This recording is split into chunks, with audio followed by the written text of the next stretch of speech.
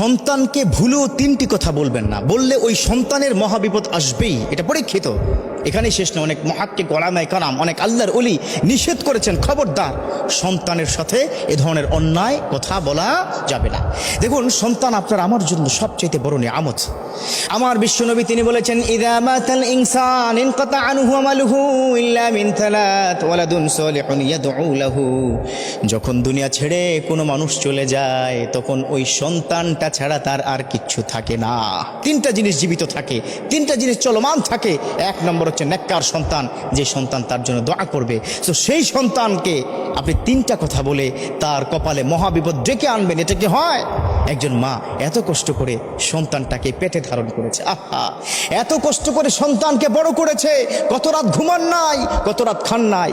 সেই সন্তানকে যদি আপনি তিনটি কথা বলেন, সেই সন্তান পর্যায়ক্রমে ধীরে ধীরে সে ধ্বংসের দিকে নিপতিত হয়ে যাবে, মহাবিপদ আসবেই আসবে। আল্লাহ আমাদের হেফাজত করুক। এক নম্বর কথা, সন্তানকে ভুলেও লানত দিবেন না। আমাদের মা বোনদের কিন্তু এই স্বভাবটা আছে। আজকে থেকে আপনারা গিয়া মা বোনদেরকে বুঝাবেন, খবরদার এটা করবে না। হুজুর বলেছে নিশ্চিত তার কপালে মহাবিপদ আসবে। কারণ রেদাল রব্বি ফি রেদাল ওয়ালিদ, সাখাতার রব্বি ফি সাখাতাল ওয়ালিদ। আমার বিশ্বনবী তিনি কি বলে দিয়েছেন, পিতামাতার সন্তুষ্টি হচ্ছে আল্লাহর সন্তুষ্টি, আর পিতামাতার অসন্তুষ্টি হচ্ছে আল্লাহর সন্তুষ্টি। আপনি অসন্তুষ্ট হয়তো রাগ করে, বা সে কোনো বেয়াদবি কি করে ফেলেছে, অথবা আপনার সামনে মিসবিহেভ করে ফেলেছে, তারপরে যদি আপনি তাকে বলেন, এই পোলাডারে জন্ম দিয়াই ভুল করছি, আছে না নাই, সমাজে আছে না এই কথা বলে, আহারে এই পোলাটা কেন যে হইল, আমার কপাল পোড়া, এত মানুষ মরে, এই পোলা কি মরে না কেন? নাউজুবিল্লাহ, একটা কথা বলে ফেলেছেন, আল্লাহ পর্যন্ত কিন্তু পৌঁছে যাবে, সারা জীবন কান্না করবেন, কাজ হবে না। তো এক নম্বর কি, এটা বলবেন না। ইভেন আপনারাও কিন্তু বলেন, আপনারাও কিন্তু কি বলেন রাগের মাথায়, আহা এই পোলা কি পড়াশোনা করে না, এই ছেলে আমার অবাধ্য, এই যদি কি মরে না কেন, সবাই মরে, ওই কেন কি মরে না, আছে না নাই, সমাজের মধ্যে এই কথা বলবেন না, এটা আল্লাহর দরবার পর্যন্ত কিন্তু পৌঁছে যায়। তো এক নম্বর কি, ছেলের প্রতি লানত দেওয়া যাবে না। দুই নম্বর কাজটা কিন্তু আমরা অনেক বেশি পরিমাণে করি। এই দুই নম্বর কাজটি করার কারণে আমার সন্তানটা নষ্ট হচ্ছে, সেটা হচ্ছে সন্তানের সামনে মিথ্যা বলবেন না, বা তাকে মিথ্যা শিখাবেন না। একটা ছোট্ট উদাহরণ দিই, তখন আপনারা ক্লিয়ার হয়ে যাবেন। মানে বাবার কাছ থেকে তার কোনো আঙ্কেল টাকা পাবে, অর্থাৎ বাবার বন্ধু টাকা পাবে। তো টাকা পাওয়ার কারণে প্রায় তাকে ফোন করে, ফোন কি ধরে না, মাঝে মধ্যে কি বাড়িতে আসে। তো একদিন এসে বাড়িতে এসে বললো, এই বন্ধু তুমি কি আছো বাড়িতে, আমার কি টাকাটা আজকে 3 বছর ধরে তুমি কি ঘোরাচ্ছ, কি দিচ্ছ না? তখন ওই ছোট্ট বাচ্চাটাকে তার বাবা শেখায়, গিয়ে বলো যে বাবা ঘরে নাই। কথা কি বুঝতে পেরেছেন?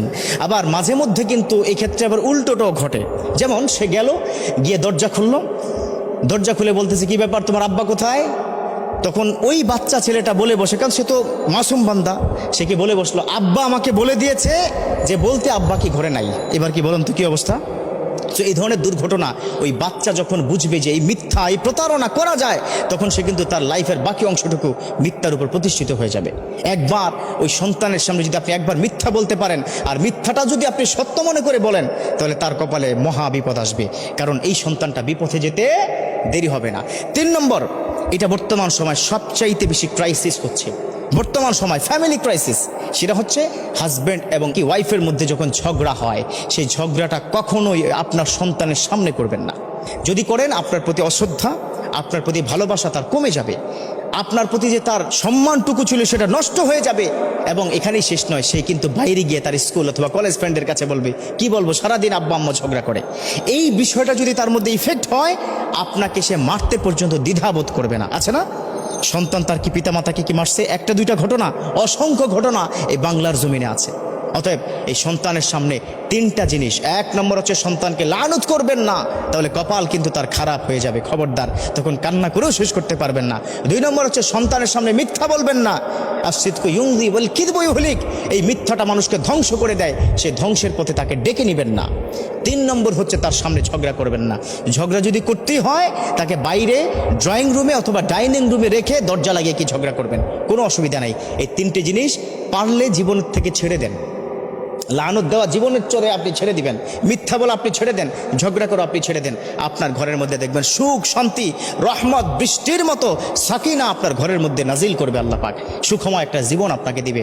আল্লাহ আমাদের প্রত্যেককে বুঝার এবং মানার তৌফিক দান করুক, আমিন।